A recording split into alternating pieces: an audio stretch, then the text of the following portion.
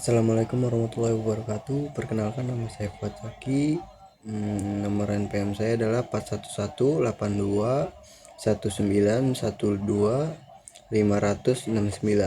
Saya akan mempresentasikan bab 5, yaitu yang 5.1 adalah sistem pernapasan. Sistem pernapasan adalah kondisi kompleks yang bertanggung jawab untuk bertukaran oksigen atau O2 dan karbon dioksida atau CO2 dalam tubuh.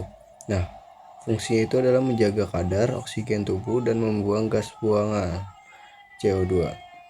Nah, prosesnya itu terdiri dari inspirasi, menghirup O2, dan mengekspirasi, mengeluarkan CO2. Organ terkait itu ada hidung, trakea, bronkus, dan paru-paru sebagai pusat pertukarannya.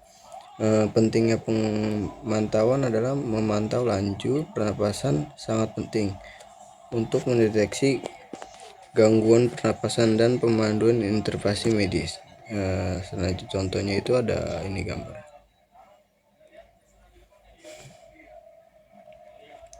Lanjut ada 5.2, itu ada komposisi udara pernapasan. Komposisi udara pernapasan adalah udara campuran gas dengan komposisi umum sebagai berikut. Ada nitrogen atau N2. Komponen terbesar sekitar 78% sampai 79%. Lalu ada oksigen atau O2, gas vital untuk merespirasi saluran sekitar 20,9%. Lalu ada argon atau AR, gas mulia sekitar 0,93%. Karbon dioksida itu ada CO2 atau bisa disebut CO2, produksi sampingan pernapasan sekitar 0,04%. Gas-gas lainnya seperti neon, helium, dan lain-lain dalam jumlah yang sangat kecil. Komponen lainnya, faktor yang mempengaruhi itu ada udara juga mengandung uap air yang penting untuk menjaga kelembapan saluran pernapasan. Komposisi ini sedikit bervariasi tergantung pada lokasi geografis, ketinggian atau cuaca, dan tingkat polusinya. Lanjut ada bab 5.3, itu ada saluran dan alat pernapasan manusia. Nah, itu ada hidung, tenggorokan, faring dan laring, batang tenggorokan atau trakea, cabang tenggorokan atau bronkus, cabang kecil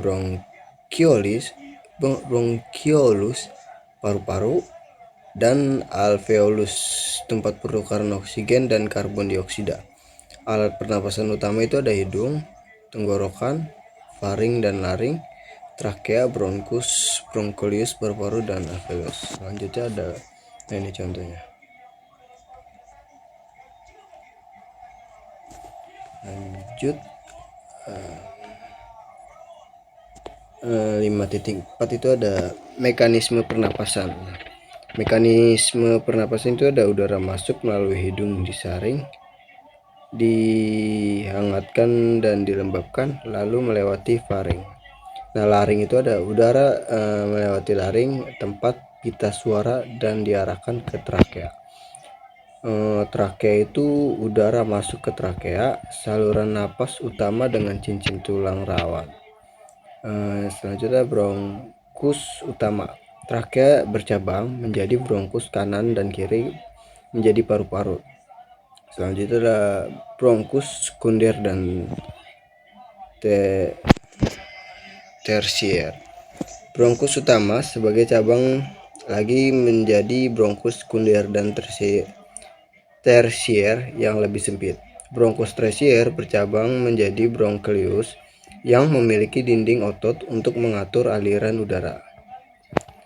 Selanjutnya itu ada 5.5 atau jenis pernapasan pada sistem pernapasan manusia. Yang pertama itu ada inspirasi, masuk napas. Otot antar tulang rusuk bereaksi menjadi tulang rusuk terangkat, rongga dada dan paru-paru mengembang, tekanan dalam paru-paru turun, udara lalu masuk. Ekspirasi, keluar napas. Selanjutnya ada ekspirasi, keluar napas. Otot antar tulang rusuk reaksi. Tulang rusuk turun, rongga-rongga dada paru-paru, rongga dada dan paru-paru menyusut. Tekanan dalam paru-paru naik, udara keluar. Pernapasan perut. Interpasi masuk napas.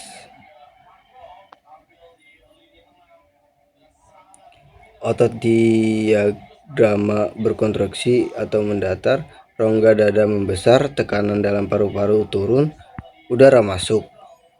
Lalu ada ekspirasi, keluar napas.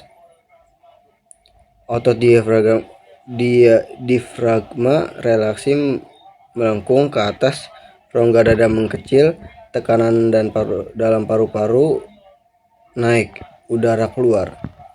Kesimpulan proses itu adalah pernapasan adalah proses mengatur tekanan udara paru-paru yang dikendalikan oleh otak. Inspirasi terjadi ketika otot tulang dan diafragma kontraksi membesar rongga dada sehingga tekanan turun dan keluar masuk. Ekspirasi terjadi ketika otot tersebut reaksi mengecil rongga dada sehingga tekanan naik dan udara keluar. Selanjutnya ada 5.6 frekuensi pernapasan. Nah, frekuensi pernapasan itu ada semakin bertambah usia, frekuensi pernapasan cenderung menurun karena kebutuhan energi yang berkurang. Itu tergantung gender juga. Laki-laki umumnya itu lebih aktif, membutuhkan lebih banyak oksigen sehingga laju pernapasan lebih cepat. Nah, suhu rendah mempercepat pernapasan, suhu tinggi memperlambat tidak langsung. Posisi tubuh mengaruhi otot dan organ yang bekerja sehingga memengaruhi kekuatan dan frekuensi pernapasan. Aktivitas fisik meningkatkan kebutuhan energi, metabolisme, dan frekuensi pernapasan. Selanjutnya 5.7 pengukuran udara pernapasan. 1. Kapasitas paru-paru. Spirometer adalah alat mengukur volume dan kapasitas paru-paru dengan cara mencatat udara yang dihirup dan dihembuskan. Kedua, beberapa aspek pengukuran kapasitas paru-paru. Kapasitas vital. Udara maksimal yang bisa dihembuskan setelah menarik napas dalam-dalam. Udara tidal, volume udara normal masuk dan keluar saat bernapas biasa. Pria 500, wanita 350. Udara mati. Udara yang tersisa di saluran pernapasan sekitar 150. Kapasitas inspirasi. Udara yang dapat dihirup maksimal pria adalah 3.800, wanita 2.400. Volume cadangan inspirasi dan ekspirasi tambah udara yang bisa dihirup atau dihembuskan di luar napas normal.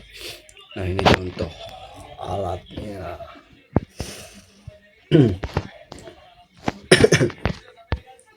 Selanjutnya ada 5.8 kelainan penyakit sistem pernapasan manusia. Rangkuman kelainan dan penyakit sistem pernapasan manusia itu ada: penyakit pernapasan adalah gangguan yang mempengaruhi sistem pernapasan dengan tingkat keparahan dari ringan hingga berat. Beberapa penyakit umum meliput: 1. Infeksi ada influenza, pneumonia, bronkitis, tuberkulosis atau TB. 2. Penyakit kronis atau penyempitan saluran napas, ada asma, PPOK, penyakit paru-paru atau penyakit paru-paru obstruktif kronis, fibrosis dan paru-paru, pneumokoniosis karena paparan debu.